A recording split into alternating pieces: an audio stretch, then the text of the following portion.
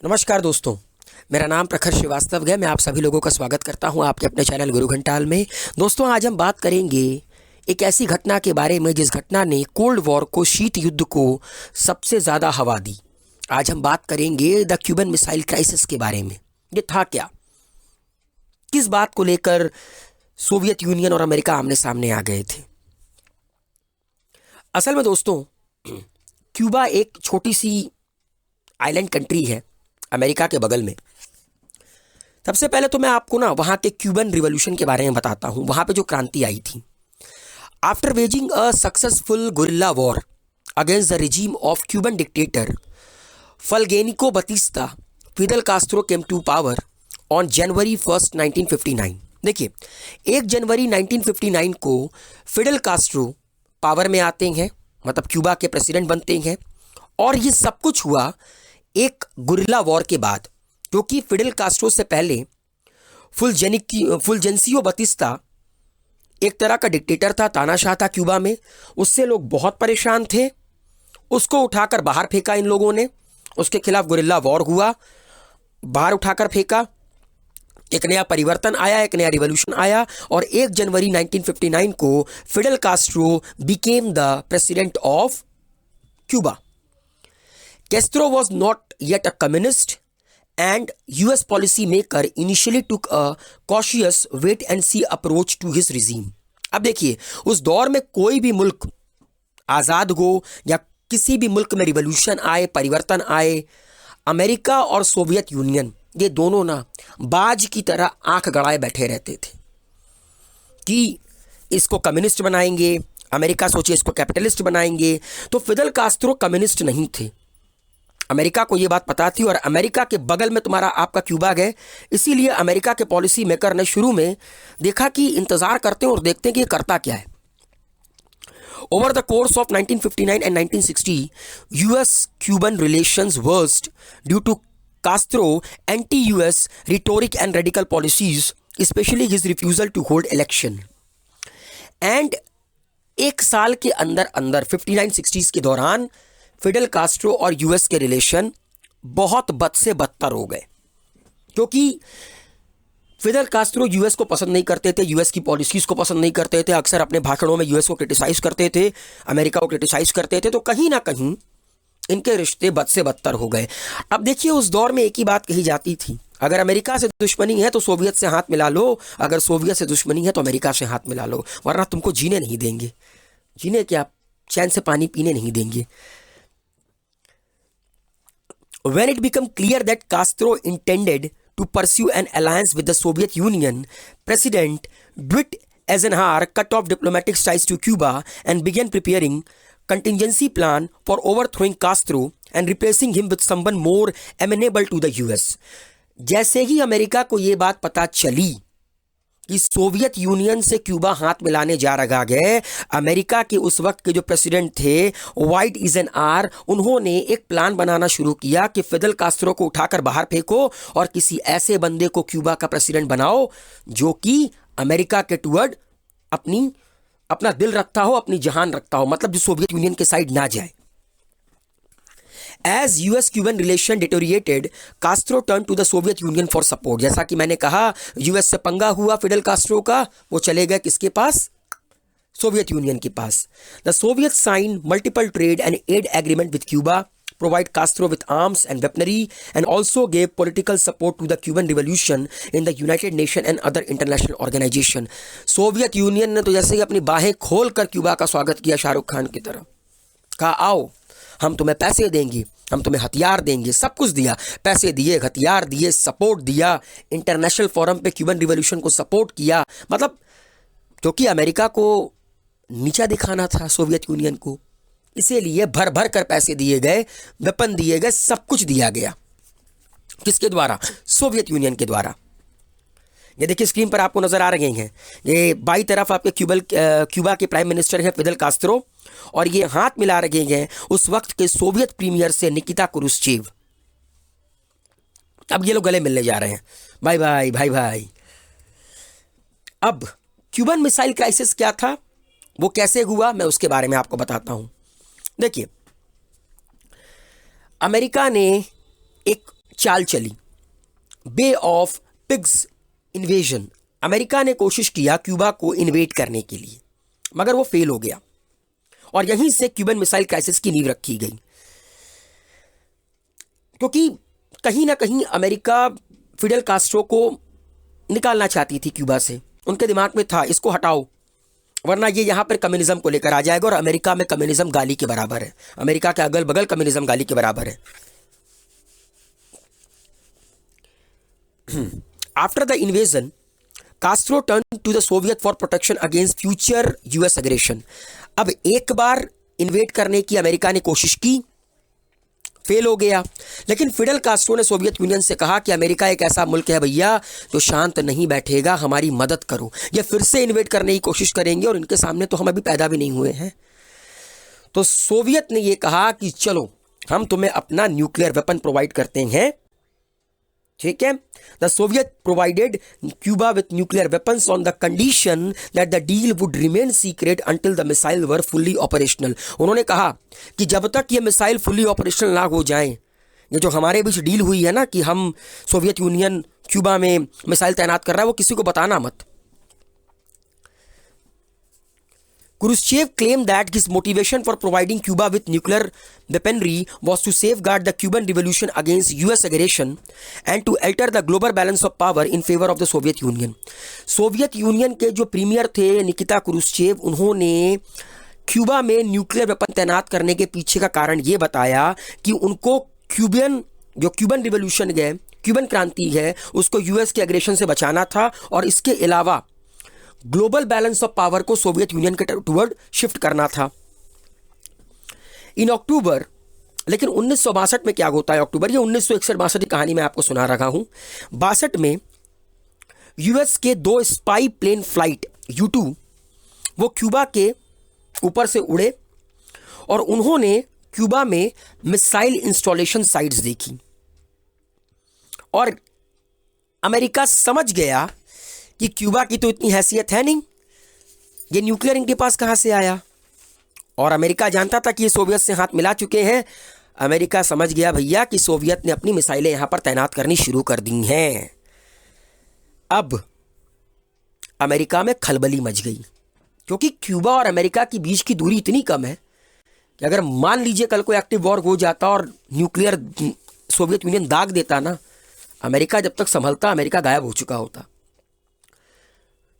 ये स्क्रीन पर आप लोगों को नजर आ रहा है, ये वही जो मिसाइल की साइट्स हैं, यहीं पर क्यूबा में सोवियत यूनियन ने अपने न्यूक्लियर तैनात किए थे। और उस वक्त जब ये सब कुछ हो रहा था, तब अमेरिका के राष्ट्रपति थे जॉन एफ कैनेडी। देखिए, सोवियत यूनियन और क्यूबा के बीच में जितनी भी मिसाइलें आ रही थीं, उनके बीच कनेक्टिविटी का सिर्फ एक जरिया था, और वो है पानी का रास्ता, समंदर का रास्ता। कैनेडी ने यूएस की नेवी को आदेश दिया कि पूरे के पूरे क्यूबा को नेवल ब्लॉकेड कर दो, ताकि अब सोवियत यूनियन का कोई भी शिप क्यूबा ना पहुंच पाए, ना इनको पैसा मिले क्यूबा के अंदर, ना इनको सामान मिले, अंदर ही अंदर मर जाएंगे। मगर अब सीरियस होने का वक्त आ गया है, नेवल ब्लॉकेड कर दो। और इन्होंने, जॉन एफ कैनेडी ने निकिता क्रूश्चेव से कहा कि 2 ही चीज होगी, या तो आप अपनी न्यूक्लियर मिसाइल्स यहां से हटाएंगे, या तो आपके जो बंदे हैं वो अंदर ही अंदर मरेंगे क्यूबा के, और आपके जो न्यूक्लियर मिसाइल है ना, उस पर हम फालूदा भर देंगे।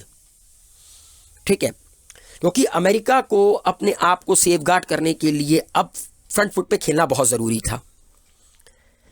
Contingency plan were drawn up for a full-scale invasion of Cuba and a nuclear attack on the Soviet Union in the event that the Soviet responded military to Kennedy demand. ठीक है, तो अमेरिका ने ये बात रख दी निकिता क्रूश्चेव के सामने कि इमीडिएट रिमूव करो अपनी मिसाइल। ठीक है, The danger of this approach was that if the Soviets refused to remove the missile, the US would be forced to escalate the crisis by authorizing air strike over Cuba to bomb the missile site. America ने एक ही बात कही, हटा दीजिए, ले जाइए, खत्म कीजिए, अदरवाइज पूरे के पूरे क्यूबा में इतना बम मारेंगे कि पूरा का पूरा क्यूबा धुआं धुआं हो जाएगा और आपके सारे न्यूक्लियर में फालूदा भर देंगे। Negotiating a peaceful outcome. अब सिंपल सा लॉजिक है, लॉजिक ऑफ डिटरेंस तो होना ही था। अमेरिका और सोवियत दोनों एक दूसरे के बैलेंस ऑफ पावर थे, तो एक आउटकम निकल कर आया नेगोशिएशन का। शुरू शुरू में निकिता क्रुश्चेव ने इस चीज़ को मानने से इनकार कर दिया कि नहीं नहीं, वो हमारी न्यूक्लियर नहीं है, वो हमारा आर्म्स नहीं है, ठीक है। मगर यूएस को पता था कि ये आर्म्स किसका है, न्यूक्लियर किसका है। यूएस ने पूरा का पूरा नेवल ब्लॉकेट कर दिया। He ordered the suspension of all weapon deliveries currently in transit. America ने कहा सोवियत यूनियन से, जितनी अभी और आपके हथियार आ रहे हैं ना, उनको वापस ही ले लो, वहीं से मोड़ लो, यू टर्न मार लो। Over the course of approximately 2 weeks, Kennedy and Khrushchev negotiated a peaceful outcome to the missile crisis. 2 हफ्ते के अंदर अंदर अमेरिका और सोवियत यूनियन ने मिलकर पीसफुल आउटकम निकाला। The Soviet compared their provision of nuclear weapon to Cuba with the stationing of Jupiter missile in Turkey, which were in range of Soviet territory. Kennedy agreed to remove the missile from Turkey. देखिए, जिस तरह Soviet union ने Cuba में अपने missile तैनात किए थे और क्यूबा अमेरिका के बगल में था, उसी तरह अमेरिका ने टर्की में अपने न्यूक्लियर मिसाइल तैनात कर रखे थे, जुपिटर मिसाइल तैनात कर रखे थे, जो कि सोवियत यूनियन के बगल में था। तो सोवियत यूनियन ने कहा कि आप टर्की से अपनी मिसाइल निकालिए जुपिटर, हम क्यूबा से अपनी मिसाइल निकालते हैं। अमेरिका भी मान गई, सोवियत भी मान गई, ठीक है। और अमेरिका से एक बात सोवियत यूनियन ने और कही कि आप दोबारा कभी कोशिश नहीं करेंगे क्यूबा को इन्वेड करने की। अमेरिका ने कहा ठीक है, नहीं करेंगे, तुम अपनी मिसाइल हटाओ, मैं अपनी मिसाइल हटाता हूं। Through the negotiation Khrushchev failed to consult with Castro. लेकिन ये जो पूरा का पूरा नेगोशिएशन हुआ ना, इसमें क्यूबा कहीं नहीं था, क्यूबा के फिदेल कास्त्रो कहीं नहीं थे, ये अमेरिका और सोवियत यूनियन अपने अकेले में बैठे कर रहे थे। For Castro this was humiliating and seem to prove that the Soviet prioritize relation with the US over relation with their own allies. और ये बात फिदेल कास्त्रो को बहुत बुरी लगी कि एक बार निकिता क्रुश्चेव को सोवियत यूनियन को फिदेल कास्त्रो से पूछ लेना चाहिए था। उनको ये बात इतनी बुरी लगी, उनके दिमाग में एक ख्याल आया कि अमेरिका सिर्फ यूएस के साथ अपने रिलेशन को इंप्रूव करने में लगा पड़ा है, उससे घंटा फर्क नहीं पड़ता कि उसके छोटे मोटे एलाइज कैसे हैं, उनके साथ उनका रिश्ता कैसा है। Castro hope to negotiate the closing of the US naval base at Guantanamo and cessation of U-2 flights over the Cuban territory.